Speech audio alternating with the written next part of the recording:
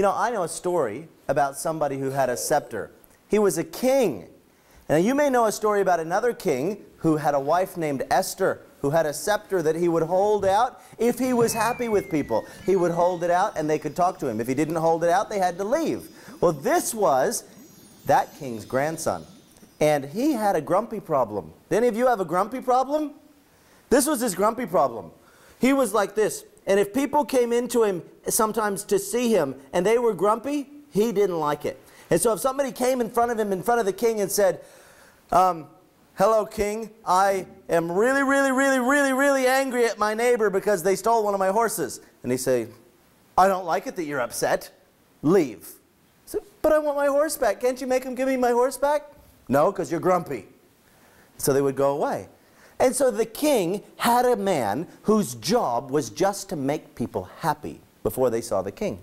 And this man's name was Nehemiah. And what Nehemiah would do is he would go to people and he'd say, okay, you're here to see the king? Yes, I'm here to see the king. What's wrong? Well, you wouldn't believe what my neighbor did. My neighbor, when I wasn't looking, I was away on holiday, he came and he moved every fence post. He started over here and he pulled up the fence post and he took 3 big steps and he put the fence post back in the ground and he stole 3 big steps into my yard and he went down his whole fence and he moved the whole fence and he stole my property. I said, oh, you know what though? If you go in front of the king and say that, I can see that that really upsets you and I'm sorry, but if you go in front of the king and you say that, he's not going to help you because you sounded pretty upset again when you said that. So what I want you to do, I want you to say that over. But I want you to say it like you're happy. What? I'm not happy. He stole my property. I want you to pretend. Can you just smile and say it again? Smile and say it? Yes. Okay.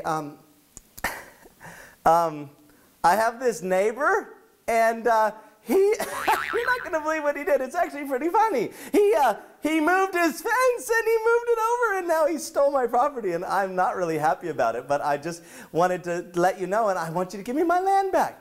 And Nehemiah said, that's great. That's the kind of thing the king likes to hear. And so Nehemiah would then let people go in and talk to the king.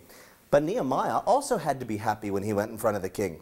Because if the grumpy king saw him, he could say, Nehemiah, you're grumpy, go away. So he was always happy. He always dressed his best and he always did his hair perfectly and made sure his beard looked really good and made sure that he smelled nice and he'd had a good bath. Until this one day. And he went in front of the king and he had a really sad face and his hair was all messy and his beard was like, and he didn't have a shower. He smelled. And he went in front of the king. Morning, king. And the king said, Nehemiah, what is wrong with you? He said, I'm sad. Yes, I can see that, Nehemiah. I don't like it when people are sad. Why would you come in front of me and be sad? Don't you know that I could send you out of here and you could maybe never come and work for me again? Yes, but I can't be happy. I'm so sad. Well, what's making you so sad, Nehemiah? Well, my city where I come from, Jerusalem, it's knocked down and nobody's building it. And the king said, Nehemiah, Jerusalem's been knocked down for over 100 years. Why are you crying about it now? Well, because my cousin, he came from there and they're supposed to build the wall. And the last king, Cyrus, he gave them all this money and said, go build the wall. And they were supposed to build it. But you know what they did, king? They took all the money and they built farms and they built properties and they made themselves nice places outside of the city. And God's wall is still just a mess. There's no city because there's no wall. And without a wall, there's no protection. And so there's no city. I just wish there was a wall. He said, well, if I built this wall for you, would you be happy, Nehemiah? Oh, I would be so happy. Well, who do you want me to have build the wall? I want to build it. You want to build it, but you need to be here to serve me. Oh, but I would serve you so happy forever and ever if you would let me build the wall. And the king said, all right. So if I let you go and build the wall, you'll come back and you'll be happy. Yes, I will. I'll be so happy forever and ever. Okay. Was there anything else you need? Yes, actually. Could you write me a letter that says anything I need that you'll pay for it? I said, what do you mean anything you need? Well, you know, to build a wall, we need lots of rocks. Could you pay for the rocks? Well, I guess I could pay for the rocks. And we need some boards. We need timber. We need lots of timber. Would you pay for that? I guess I could pay for that. Yep. And the people working, they'll need some food. Would you be able to pay for the food? Oh, I guess I could pay for that. And he said, so that's great. So you pay for everything.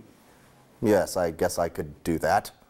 Okay. and then I'll be very happy when I come back. And so Nehemiah went, and he took these letters from the king, and he bought lumber and timber, and he bought stones, and he bought everything he needed, and he got all the people around him, and the people heard that he was coming, and they all rushed in, and they said, we want to help you build the wall. And so they all started building. And do you know what he did? It was smart. He said, you pick where your house is going to be in the city. So they went and stood where they were going to have their house, and he said, I want you to build the part of the wall right in front of your house.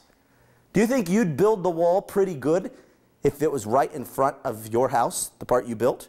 What would happen if all the wall was really good except for your part and the enemy came? Where would they go through the wall?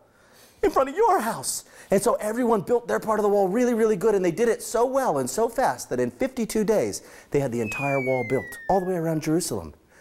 Nehemiah called all the people together, and they had a big party, a celebration, and he wrote down everyone's name. Who lives in Jerusalem? What's your name? And they said their name. And what's your family name? How many children in your family? And they wrote that down. Next person, what's your name? What's your family's name? How many children? And they wrote that down. And they made a big long list of everybody who lived in Jerusalem. And then Nehemiah said, thank you so much for coming. You can go home. And they did. But they didn't stay at home. They all came back the next day. And they went and they talked to the priest, Ezra.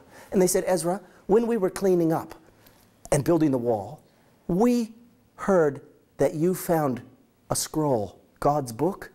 Could you read that to us?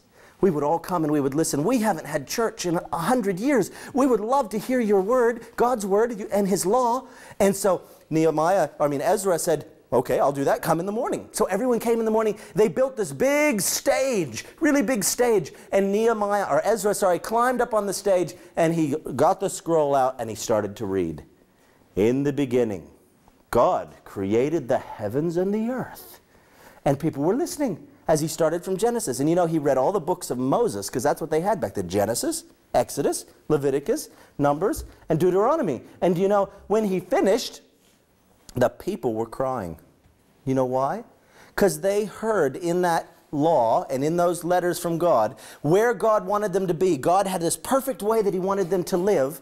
But do you know what they were doing? They were so far away because they were going, wait a minute, did he say we're not supposed to steal? I didn't know we weren't supposed to steal. I better give back that stuff I took. And wait a minute, did he say we weren't supposed to lie? Oh, I told a lie the other day. And the people were getting sadder and sadder. And so then Nehemiah comes into the story. And Nehemiah walks up onto the stage and he looks at all these people. And do you remember what Nehemiah's job used to be for the king? What did he do for people? Made them happy. Well, he looked out and saw all these people crying. And he said, oh, this will never do. And he called in all the leaders and he said, can you please come here, listen. Go tell the people to look at the stage. And so the people did. They all looked. And he said, please stop your crying. And the people said, well, but we were sad. He said, stop your crying. Let me tell you something. The joy of the Lord is your strength. Not crying, the joy of the Lord. And he said, you imagine if somebody comes into your shop and they want to buy an apple. And you go, no, the apples are over there. And you go, okay. You go buy an apple and you bring it up. You go, how much is it? 35 cents. Go, okay. And you leave and you go, man, he's grumpy. Or if they came in and you said, hello, how are you today? I'm good. How are you? Great. What would you like? An apple? Fantastic. The apples are over there. They're just 35 cents. So you go and get one. Do you think you'd want to go back in the second shop? You would. Not in the grumpy guy's shop. And that's exactly what Nehemiah said to the people. The joy of the Lord is your strength.